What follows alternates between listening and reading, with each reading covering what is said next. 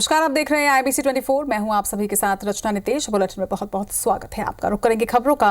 मुख्यमंत्री भूपेश बघेल के सरगुजा संभाग के दौरे में अंबिकापुर दौरा बेहद खास था, क्योंकि यहां जय ने वीरू की तारीफ की तो वीरू भी जय की तारीफ करते नजर आए। ये मौका इसलिए भी बेहद अहम है क्योंकि प्रदेश में सीएम बदलने की चर्चाओं का बाजार गर्म था। इस बीच जहां बड़े नेताओं ने पार्टी के सब कुछ ठीक ठाक होने का संदेश दिया, तो वहीं मुख्यमंत्री ने करोड़ों की सौगात भी दी। अपने सरगुजा प्रवास के दौरान अंबिकापुर पहुंचे मुख्यमंत्री भूपेश बघेल ने 574 करोड़ के विकास कार्यों की सौगात सरगुजा को दी। मुख्यमंत्री ने दिन की शुरुआत मां महामाया के दर्शन के साथ की। वहीं इंग्लिश मीडियम स्कूल और धान खरीदी केंद्र के निरीक्षण के साथ गौठान और ऑक्सीजन पार्क का भी दौरा किया। इस दौरान मंत्री अमरजीत भगत ठेठ सरगुजिहा स्टाइल में नजर आए और उन्होंने एक दो नहीं बल्कि तीन सरगुजिहा गाने मंच से गाए। ये कहाँ कर पहुना जी कहाँ चली आया हो, ये कहाँ कर पहुना जी कहाँ लाजी धो आया दुयो गोड़। रायपुर कर पहुना जी सरगुजा चले आया हो, रायपुर कर पहुना जी। सीएम के सरगुजा दौरे के पहले ही ढाई साल के मुख्यमंत्री के कार्यकाल को लेकर चर्चाओं का बाजार बेहद गर्म रहा। ये माना जा रहा था कि इसमें नाम टीएस सिंहदेव का ही आगे आएगा और दोनों नेताओं में सब कुछ ठीक नहीं चल रहा। इस बीच टीएस सिंह के दिल्ली दौरे को लेकर भी कई चर्चाएं हुई, मगर इन सब पर एक तरह से विराम लगाते हुए टीएस सिंहदेव ने भूपेश को अपना कप्तान बताते हुए तारीफ की और कहा कि कप्तान की अगुवाई में हमने जो घोषणाएं की थी उसे पूरा करने की कोशिश की है। छत्तीसगढ़ की इस सरकार में भूपेश बघेल जी की अगुवाई में अकेले छत्तीसगढ़ में 10,000 करोड़ रुपए की ऋण मुक्ति अगर की तो ये पैसा आपके नागरिकों के हाथ में गया, आपके जेब में गया, आपके परिवार में गया, वरना बैंक में चला जाता। हमने 2500 रुपए में धान खरीदा, 2500 रुपए किसानों को दिलाए। भूपेश जी ने कहा नहीं, दिल्ली बहुत अड़चन लगा रही है लेकिन हम तो कर बेच करेंगे। तो 20,000 करोड़ रुपए के धान खरीदी का पैसा छत्तीसगढ़ के किसानों के घर में जा रहा है, 20,000 करोड़ रुपया। मुख्यमंत्री भूपेश बघेल ने भी मंच से खाद्य मंत्री, नगरीय प्रशासन मंत्री, दोनों शिक्षा मंत्री के साथ साथ स्वास्थ्य मंत्री की जमकर सराहना की। वहीं सरगुजा के विकास के लिए हर संभव प्रयास की बात कही। आदरणीय साथियों, जिस समय कोरोना के कारण से कोई एक दूसरे से मिल नहीं पा रहे थे, किसी से बात करना मुश्किल हो गया था, हमारे स्वास्थ्य विभाग के कर्मचारी, अधिकारी, डॉक्टर, नर्स, स्टाफ, सारे लोग अपने जान जोखिम में डालकर जो सेवाएं दी है छत्तीसगढ़ की जनता को, वो अद्वितीय है। और उसके नेतृत्व करता आदरणीय महाराज सरगुजा है, जिन्होंने दिन रात मेहनत करके इस काम को बखूबी अंजाम दिया। मैं उन्हें बहुत बहुत बधाई देता हूँ। बहरहाल जिस तरह से सरगुजा संभाग में पहुंचे सीएम ने विकास का पिटारा खोला है, उससे साफ है कि विकास की रफ्तार बढ़ेगी। साथ ही एक दूसरे की तारीफ करके ये संदेश देने की भी कोशिश की गई है कि कांग्रेस में सब कुछ ठीक है। अभिषेक सोनी, IBC 24, अंबिकापुर। छत्तीसगढ़ की कांग्रेस सरकार के 2 साल पूरे होने पर प्रभु श्री राम वनगमन पर्यटन रथ यात्रा का आयोजन किया गया। रथ यात्रा का शुभारंभ कोरिया जिले के भरतपुर इलाके के हरचौका सीतामढ़ी से किया गया। ये वो स्थल है जहां छत्तीसगढ़ में पहला प्रवेश प्रभु श्री राम के भाई भरत और सीता मैया के साथ हुआ था। शुभारंभ अवसर पर सीतामढ़ी में इलाके के विधायक गुलाब कमरो, यात्रा के लिए प्रदेश कांग्रेस की ओर से प्रभारी विनोद तिवारी और कलेक्टर SN राठौर ने पूजा अर्चना की। इसके बाद पवित्र भूमि की पावन मिट्टी को कलश में लेकर रथ में रखा गया। रथ यात्रा में रामायण भी रखी गई। यहाँ निकाली गई बाइक रैली घगरा से छतौड़ा, गांगीरानी, सोनहत, देवगढ़ होते हुए सूरजपुर जिले की सीमा टेमरी में खत्म होगी। वहीं सुकमा जिले के रामाराम से आज राम वनगमन पथ रथ यात्रा चंदखोरी के लिए रवाना हो गई है। सुकमा नगर पालिका के अध्यक्ष राजू साहू और कलेक्टर विनीत नंदनवार ने विधिवत पूजा कर रथ को रवाना किया। रामाराम से लेकर टहकवाड़ा तक जगह जगह प्रभु राम के भक्त फूलों के छिड़काव के साथ स्वागत किया गया। इस यात्रा में 1000 से अधिक बाइक में लोग शामिल हुए।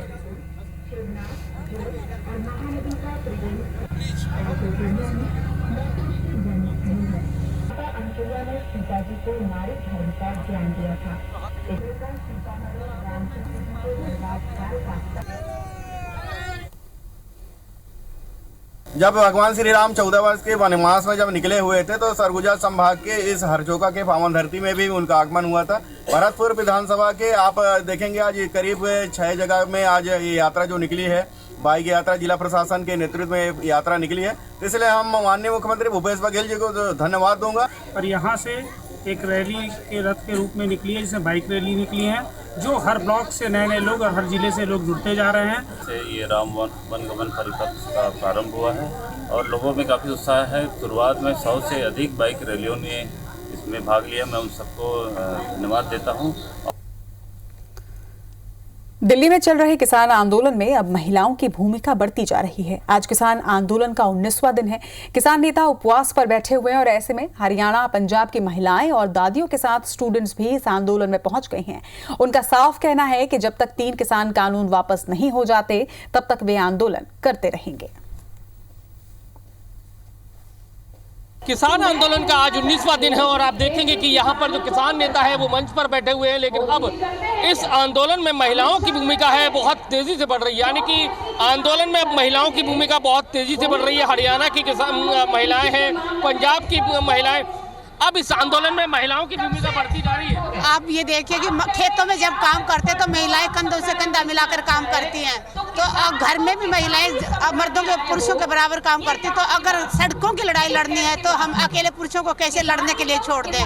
महिलाओं की संख्या दिन भर बढ़ती जा रही है, चाहे वो पंजाब से हो, हरियाणा से हो। हमारी बहनें कंधे से कंधा मिलाकर अपने किसानों का साथ दे रही है और ये लड़ाई जब तक लड़ते रहेंगे जब तक ये लोग काले कानून सरकार वापिस नहीं ले लेते। जी, क्योंकि हम समझते हैं कि ये सिर्फ किसानी का आंदोलन नहीं है, ये सिर्फ किसानी का आंदोलन नहीं है, ये उस सारी जनता का आंदोलन है जो जिंदा रहने के लिए अन्न खाती है, जो अन्न पर निर्भर है। और दूसरे ये भी बात है कि ये इस आंदोलन ने हम सबको भी एक हिम्मत दी है, एक हौसला दिया है इस सरकार के खिलाफ खड़े होने का, इस खिलाफ सरकार के खिलाफ लड़ने का। क्योंकि हमने देखा है कि पिछले 6 सालों से जब से बीजेपी सरकार जीत के आई है, एक के बाद एक अलग अलग तबकों के ऊपर हमला किया जा रहा है, वो छात्र हो, वो दलित हो, वो महिलाएं हो। तो हमें लगता है कि आज के किसानी आंदोलन ने हम सबको भी एक हौसला दिया है, ये हमारी अगुवाई में आए हैं। देख सकते हैं कि महिलाओं की भूमिका है अब इस आंदोलन में लगातार बढ़ती जा रही है। 19वां दिन है और लेकिन आप देखेंगे कि मंच पर भी महिला बोल रही है, महिलाओं का संबोधन चल रहा है। तो कुल मिलाकर देखा जाए तो इस आंदोलन में भूमिका बढ़ती जा रही है। तो कहा जा सकता है कि अब जो किसान आंदोलन है अपने चरम पर है और कहीं ना कहीं सरकार और किसान संगठनों के बीच में एक गैप है। अभी तक जो बातचीत का दौर था वो खत्म हो गया था। अब देखना होगा कि सरकार किस तरह का रास्ता निकालती है बातचीत के लिए। कैमरामैन लोकेंद्र पाल के साथ नासिर गौरी, IBC 24 दिल्ली। केंद्र सरकार के 3 नए कृषि कानूनों का विरोध कर रहे छत्तीसगढ़ के किसानों ने सभी जिला मुख्यालय में क्रमिक भूख हड़ताल शुरू कर दी है। छत्तीसगढ़ किसान मजदूर महासंघ के मुताबिक केंद्र सरकार किसानों की बात मानने को तैयार नहीं है। किसान आंदोलन लगातार जारी है। इधर धमतरी में किसान यूनियन ने इन कानूनों के विरोध में जमकर प्रदर्शन किया, तो इसके साथ ही धमतरी विधायक निवास के सामने बैठकर जमकर नारेबाजी की गई। राष्ट्रीय किसान मोर्चा के तत्वाधान में धमतरी के विभिन्न संगठनों ने केंद्र सरकार के बनाए 3 नए कृषि नियम के विरोध में शहर के घड़ी चौक पर मानव श्रृंखला बनाकर विरोध प्रदर्शन किया। इसके साथ ही केंद्र सरकार के खिलाफ जमकर नारेबाजी करते हुए तीनों कानून तत्काल रद्द करने की मांग की है।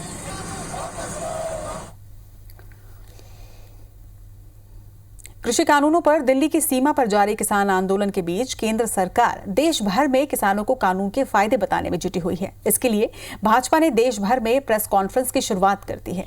इसी कड़ी में भारतीय जनता पार्टी जिला भिलाई ने प्रेस वार्ता ली। इस प्रेस वार्ता को संबोधित करने के लिए विशेष रूप से राजनांदगांव के सांसद संतोष पांडे मौजूद रहे। वहीं रायगढ़ में भाजपा नेता OP चौधरी ने प्रेस कॉन्फ्रेंस कर केंद्र सरकार के कृषि कानून को किसान हितैषी बताते हुए कांग्रेस पर भ्रम फैलाने का आरोप लगाया। पूर्व मंत्री केदार कश्यप ने जगदलपुर में पत्रकार वार्ता कर कहा कि किसानों में समर्थन मूल्य को लेकर भ्रम फैलाने का काम कांग्रेस और अन्य विपक्षी दल कर रहे हैं। वहीं महासमुंद जिले में भाजपा के प्रदेश प्रवक्ता राजेश मुनत, महासमुंद लोकसभा के सांसद चुन्नीलाल साहू, भाजपा की राष्ट्रीय उपाध्यक्ष सरला कुसरिया सहित स्थानीय जनप्रतिनिधियों ने भाजपा कार्यालय में प्रेस वार्ता लेकर कृषि बिल किसानों के हित में बताया। उधर छत्तीसगढ़ के पूर्व मंत्री और भारतीय जनता पार्टी के प्रवक्ता अजय चंद्राकर केंद्रीय भी कृषि विधेयक की जानकारी देने के लिए राजनांदगांव पहुंचे।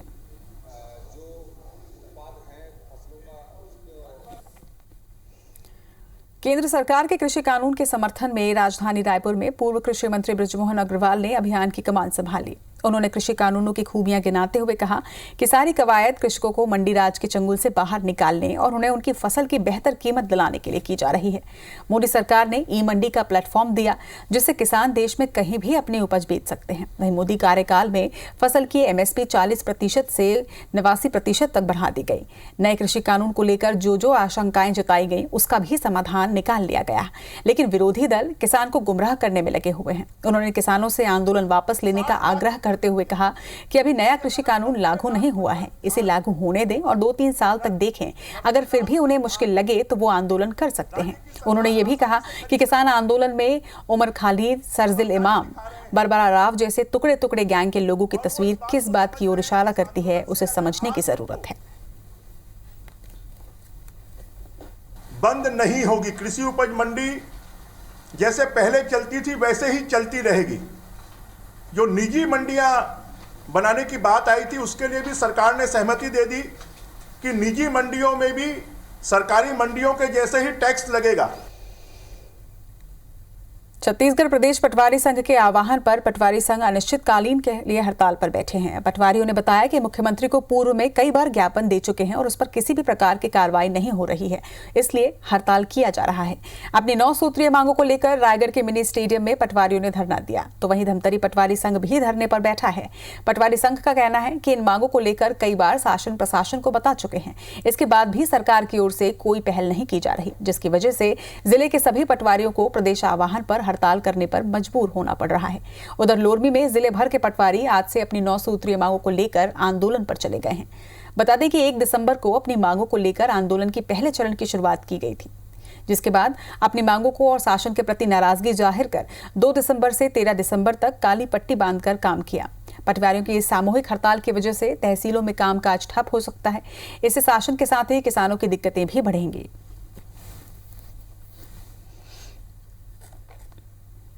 गृह मंत्री ताम्रध्वज साहू 2 दिवसीय दिल्ली के दौरे पर हैं। आज उन्होंने केंद्रीय इस्पात मंत्री धर्मेंद्र प्रधान से मुलाकात के दौरान गृह मंत्री ने रिसाली नगर निगम अंतर्गत निवई और मरौदा स्टेशन को जमीन को भिलाई स्टील प्लांट से राज्य शासन को हस्तांतरित करने के विषय में चर्चा की। केंद्रीय मंत्री धर्मेंद्र प्रधान ने भी इस विषय पर विचार करने की बात कही है। उक्त जमीन राज्य शासन को हस्तांतरित होने से रिसाली नगर निगम के विकास को एक नई दिशा हासिल होगी। बता दें कि कांग्रेस सरकार बनने के बाद से ही गृह मंत्री ताम्रध्वज साहू रिसाली निगम के विकास के लिए कोशिशों में जुटे हैं। और इस वक्त सीधे रुक करेंगे रायपुर का, जहां से बड़ी खबर सामने आ रही है। रायपुर के कैलाशपुरी में पति पत्नी के बीच विवाद हुआ है, जिसमें पति ने पत्नी को तेल डालकर जला दिया है। गंभीर हालत में महिला को मेकाहारा में लाया गया है। आरोपी पति पुलिस की हिरासत में है। तो बड़ी खबर इस वक्त की आपको बता रहे हैं। पति पत्नी में विवाद हुआ और विवाद के बाद पति ने पत्नी को आग के हवाले कर दिया है। इलाज के लिए इस वक्त महिला को मेकाहारा में भर्ती कराया गया है। बताया जा रहा है कि आपसी विवाद के बीच पति पत्नी के बीच ये विवाद हुआ, जिसके बाद पति ने पत्नी को तेल डालकर जिंदा जलाया है। जरा जानकारी के साथ हमारे सहयोगी तहसीन इस वक्त हमारे साथ जुड़ रहे हैं। तहसीन, क्या है ये पूरा मामला और उसके साथ ही महिला की स्थिति कैसी है? देखिए, ये जो पूरा मामला है कोतवाली थाना इलाके में जो पुजारी वादी का है, कैलाशपुरी इलाका ये पड़ता है, उसमें ये बात सामने आई है कि ये रामराज गुप्ता, इसकी पत्नी है कुंती गुप्ता, 30 साल की है। ये पति पत्नी में विवाद हुआ है। अभी करीब 7:30 बजे के आसपास की घटना बताई जा रही है। इन दोनों पति पत्नी में किसी बात को विवाद हुआ है। हालांकि विवाद की कारण तो सामने नहीं आया है, लेकिन ये बताया जा रहा है अड़ोसी पड़ोसी द्वारा कि विवाद हुआ है। विवाद के बाद उसने उसके ऊपर मिट्टी का तेल डाला है और तेल डालने के बाद उसमें आग लगा दी है। तो जब वहाँ लोगों ने जब देखा कि वहाँ इतना विवाद बढ़ गया है, तो उन्होंने किसी तरह अड़ोसी पड़ोसी ने उसकी आग को बुझाया है। लेकिन फिर भी वो 25 से 35% जो बताया जा रहा है, 25 से 35% जल चुकी है वो महिला, और उसकी हालत जो है काफी गंभीर बताई जा रही है। और अभी मेकाहारा लाया गया था और उसको प्राथमिक उपचार के बाद डीके अस्पताल, स्पेशलिस्ट अस्पताल जो है वहाँ रेफर किया गया है।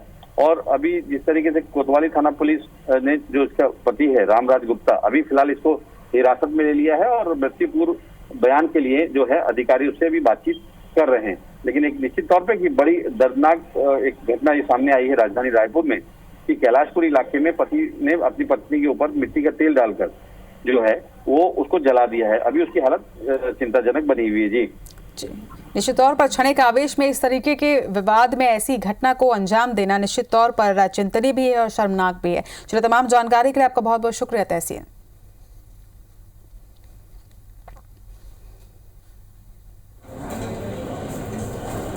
चलिए तस्वीरें भी आपको दिखा रहे हैं। ये महिला जिनके लिए जानकारी मिल रही है कि करीब 25 से 30% झुलसी हैं इस घटना में।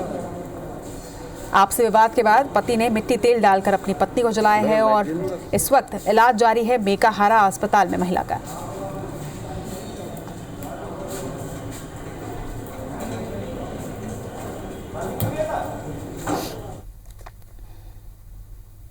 IBC 24 ने बीते दिनों लगातार नशे के खिलाफ मुहिम चलाई। नशे के सौदागरों के अड्डों और आकाओं पर एक एक खबर दिखाई, जिसके बाद पुलिस हरकत में आई। नशे के नेक्सस पर लगाम कसते हुए कई बड़े पैडलर्स को गिरफ्तार किया, लेकिन तमाम कोशिशों के बावजूद पुलिस रायपुर में नशे के नेटवर्क को तोड़ नहीं पा रही।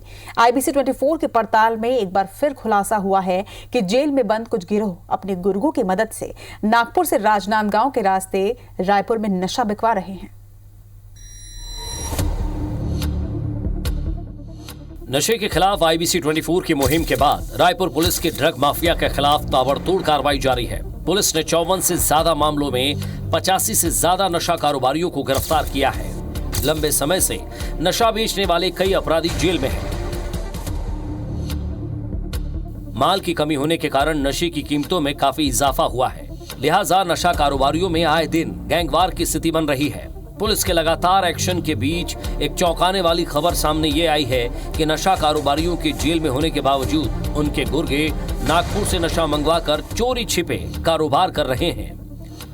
IBC 24 की पड़ताल में पता चला है कि रायपुर के बड़े नशा कारोबारियों के जेल में रहने के दौरान राजनांदगांव के सटोरिया यासीन नागपुर से MDMS, सफेद नशीला पाउडर, गोलियां और दूसरी चीजें मंगवाकर टैक्सी, बसें और ट्रेन के माध्यम से रायपुर भेज रहा है।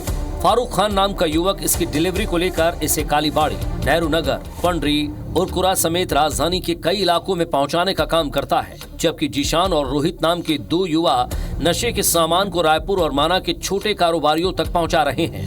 हालांकि नशे के खिलाफ अभियान को लीड कर रही IPS अंकिता शर्मा का कहना है कि हर्षवर्धन शर्मा और लखप्रीत कौर की गिरफ्तारी के बाद नागपुर से सप्लाई की चेन टूटी है।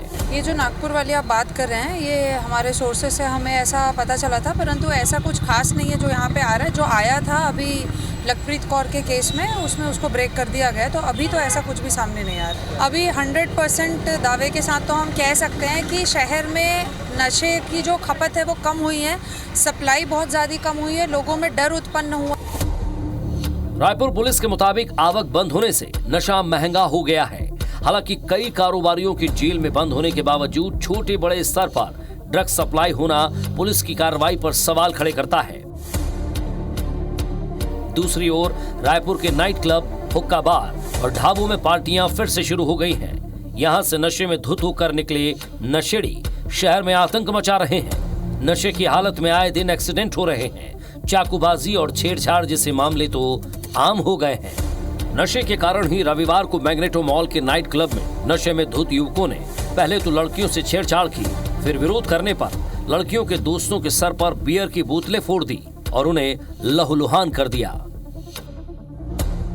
तेलीबांधा थाना क्षेत्र का मामला है। वहाँ पे मैग्नेटो मॉल में ये 2 पक्ष आपस में वहाँ पे पार्टी मना रहे थे। पार्टी मनाने के बाद में दोनों पक्षों में मैग्नेटो मॉल के बाहर जब आए तो इनके बीच वाद विवाद हुआ था। इसमें दोनों पक्षों की तरफ से अपराध पंजीबद्ध किया गया है और तेलीबांधा थाने में इसमें विवेचना की जा रही है। जाहिर तौर पर पुलिस की लगातार कार्रवाई से रायपुर में नशे के कारोबार पर कुछ अंकुश लगा था, लेकिन नाइट क्लब, हुक्का बार और ढाबों की आड़ में एक बार फिर नशा कारोबार फिर से सिर उठाने लगा है।